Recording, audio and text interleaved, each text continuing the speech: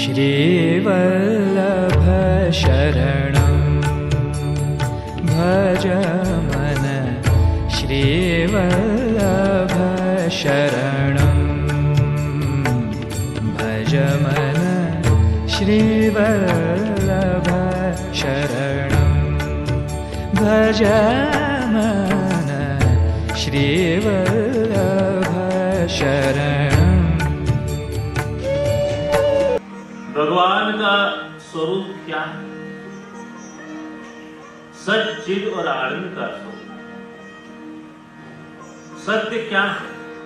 कि जो पहले भी था, अभी भी है और बाद में भी रहेगा, वो सत्य। सत्य का कभी नाश नहीं होता, वो परम सत्य।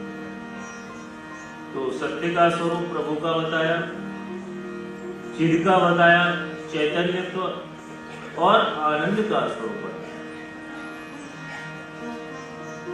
जो सत्य को अपनाते हैं उन्हें प्रभु की सहज रूप में प्राप्ति हो जाती है।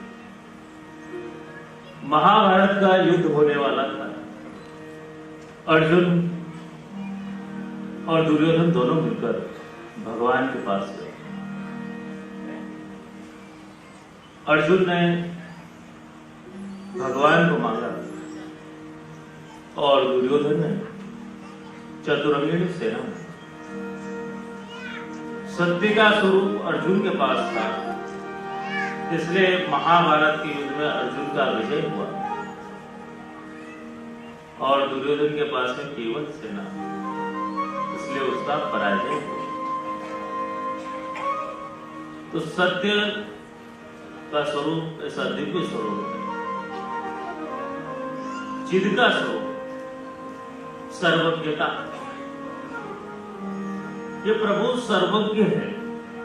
हमारे जीवन में कौन सी घटनाएं आने वाली हैं, कि हम क्या है, प्रभु को सब मालूम है।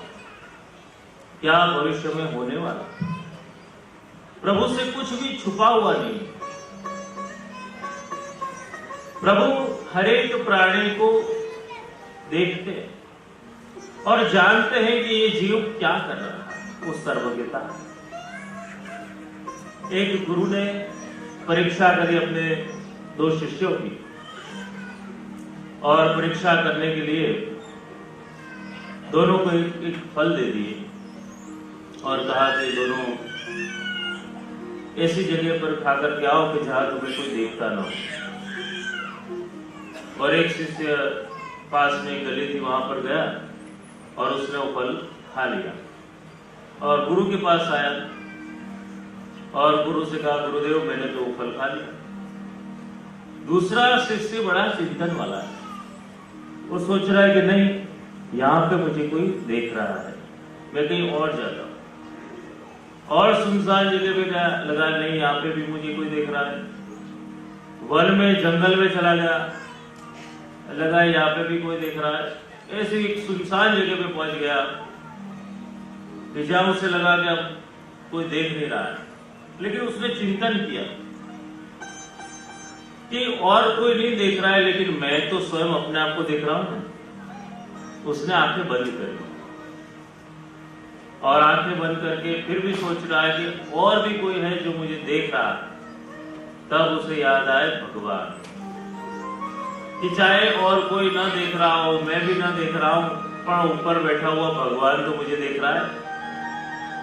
वो पूरा फल लेकर के गुरु के पास पहुंच गया। गुरुदेव, मुझे कोई ऐसी जगह नजर नहीं आई है कि जहां पर मुझे कोई देखता ना हो। पूरा फल गुरुदेव को दे दिया और गुरु बड़े प्रसन्न हुए कि तू मेरा सच्चा सेवक है, कि तूने ये बात का एहसास कर लिया कि भगवान हर जगह हमें देख रहा है, हर बात को जानता है, सर्वज्ञ है। तो प्रभु का स्वरूप सर्वज्ञ, चैतन्य का स्वरूप है। हमारे अंदर आत्मा स्वरूप, चैतन्य स्वरूप में प्रभु विराजमान। आनंद का स्वरूप बताया कि प्रत्येक प्राणी के मन में ये अभिलाषा रहती है कि मुझे आनंद कैसे हो। मनुष्य प्रयत्न करता है, खोजता है कि मुझे कहीं कुछ साधन मिल जाए तो मुझे आनंद हो जाए, मुझे कोई वस्तु मिल जाए तो आनंद हो जाए, लेकिन अगर वो वस्तु भी उसे मिल जाती है लेकिन फिर भी उससे संतोष नहीं होता, फिर वो कुछ और प्राप्त करने के पीछे दौड़ता है, क्योंकि अंश का स्वभाव है कि वो अंशी की ओर गति करता है। जैसे मिट्टी का ढेर हो, वहां से मिट्टी उठा ली जाए तो थोड़ी देर में सड़क के वापस वहां पे विलीन हो जाएगी, क्योंकि वो उसका अंश है। अग्नि को प्रज्वलित किया जाए तो अग्नि हमेशा सूर्य की ओर गति करेगी, क्योंकि वो उसका अंश है। ऐसे प्रत्येक प्राणी परमात्मा में से अलग हुआ है, आनंद स्वरूप भगवान में से अलग हुआ है, तो उसे खोज है, तड़प है तो आनंद की। और वो खोज कब शांत होगी कि जब हम आनंद स्वरूप परमात्मा की प्राप्ति करेंगे। अन्यत्र कहीं हमें संतोष नहीं होगा, आनंद नहीं होगा, क्षणिक सुख के पीछे हम भागते रहेंगे। सच्चिदानंद रूपाय विश्वोत्पत्त्यादि हेतुवे, विश्व की उत्पत्ति स्थिति और लय का मुख्य कारण श्री भगवान। तापत्रय विनाशाय श्री कृष्णाय वयम्। 3 प्रकार के ताप जीव के अंदर होते हैं। श्री महाप्रभु जी भी विवेक धैर्याश्रय ग्रंथ में बताते हैं, त्रिदुख सैनम धैर्य, आदि भौतिक, आध्यात्मिक और आदि दैविक। साधारण जीवों के अंदर में जो ताप है वो आदि भौतिक है, कि हमें ये वस्तु चाहिए थी, वो वस्तु चाहिए थी, न मिली और उन्हें जो दुख हुआ वो आदि भौतिक। आध्यात्मिक दुख ये कि मुझे कुछ मोक्ष चाहिए, कुछ हमारा कल्याण हो, वो आध्यात्मिक दुख है। लेकिन आदि दैविक दुख ये है कि जो भगवान के लिए तरसते हैं, प्रभु प्राप्ति के लिए जो रो रहे हैं, वो आदि दैविक दुख। जैसे गोपियां प्रभु के लिए रोती हैं, ब्रज भक्त गो प्रभु के लिए रोते हैं, ऐसा दुख श्री महाप्रभु जी भी मांगते हैं।